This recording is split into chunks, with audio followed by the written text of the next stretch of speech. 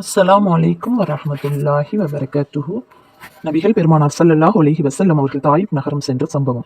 தாயிஃப் நகரில் பெருங்கூட்டத்தினராக வசிக்கின்ற சகீஃப் கிளையினர் முஸ்லிம்களாகிவிட்டால் முஸ்லிம்களுக்கு இந்த துன்பங்களிலிருந்து விடுதலை கிடைப்பதுடன் இஸ்லாம் பரவுவதற்கும் அடிப்படையான நிலை வளர்ந்துவிடும் என்ற எண்ணத்தில் ரசூலுல்லாஹி ஸல்லல்லாஹு அலைஹி வஸல்லம் அவர்கள் தாயிஃப் நகருக்கு சென்றார்கள். அங்கு சென்று பெரும் செல்வாக்கு உள்ளவர்கள் என்று கருதப்பட்ட 3 தலைவர்களுடன் பேச்சுவார்த்தை நடத்தி அவர்களை அல்லாஹுடைய தீனின் பால் அழைத்து இந்த விஷயத்தில் அல்லாஹுடைய தூதராகிய தங்களுக்கு உதவி புரியுமாறு கேட்டுக்கொண்டார்கள்.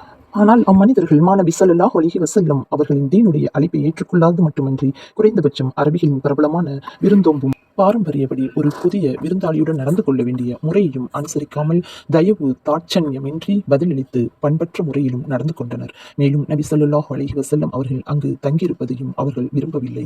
தலைவர்களாக இருப்பவர்கள் சிறப்புக்குரியவர்களாக பண்புடன் பேசுபவர்களாக இருப்பார்கள் என நபி அவர்கள் கருதினார்கள். ஆனால் அவர்கள் ஒருவன் ஓஹோ அல்லாஹ் உண்மைதான் நபியாக அனுப்பி வைத்தானா என்று கூறினான். மற்றொருவன் தூதராக அனுப்பி வைக்க உம்மை தவிர வேறு யாரும் அல்லாஹுக்கு கிடைக்கவில்லையா என்றான். மூன்றாம் அவன் நான் உம்முடன் பேசவே விருப்பமில்லை, ஏனெனில் நீர் உம்முடைய சொற்படி உண்மையிலேயே நபியாக இருந்தால் உம்முடைய வார்த்தைகளை மறுப்பது எனக்கு பெரும் துன்பமாகிவிடும், அல்லது உம்முடைய வார்த்தை பொய்யாக இருந்தால் அப்படிப்பட்ட நபருடன் நான் பேச விரும்பவில்லை என்று கூறினான்.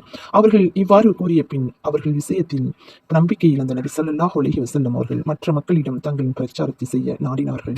ரசூலுல்லாஹி ஸல்லல்லாஹு அலைஹி வஸல்லம் அவர்கள் மன உறுதியிலும் தனித்திருந்து செயலாற்றுவதிலும் மலை போன்றிருந்தார்கள். எனினும் மக்கள் எவரும் அன்னாரின் சொல்லை ஏற்றுக்கொள்ளவில்லை.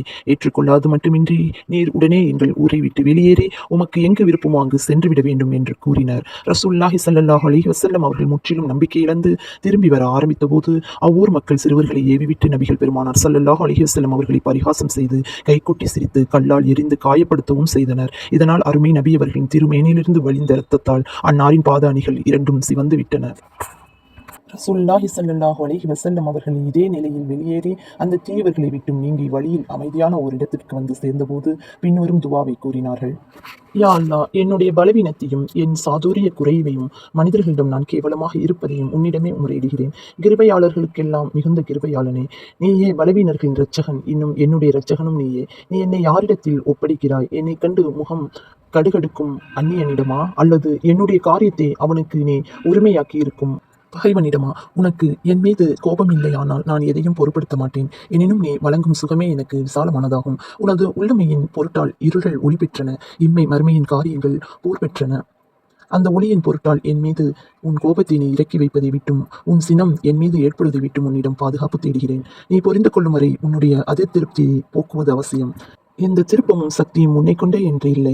ரசூலுல்லாஹி ஸல்லல்லாஹு அலைஹி வஸல்லம் அவர்கள் இந்த துவாவை கேட்டதும் மன்னாதி மன்னனாகிய அல்லாஹ் தாலாவின் அடக்கியாளும் தன்மை ரோசமடைந்ததால் ஹஜ்ரத் ஜிப்ரீல் அலைஹி வஸல்லம் நபி அவர்களின் முன் தோன்றி சலாம் கூறிய பின்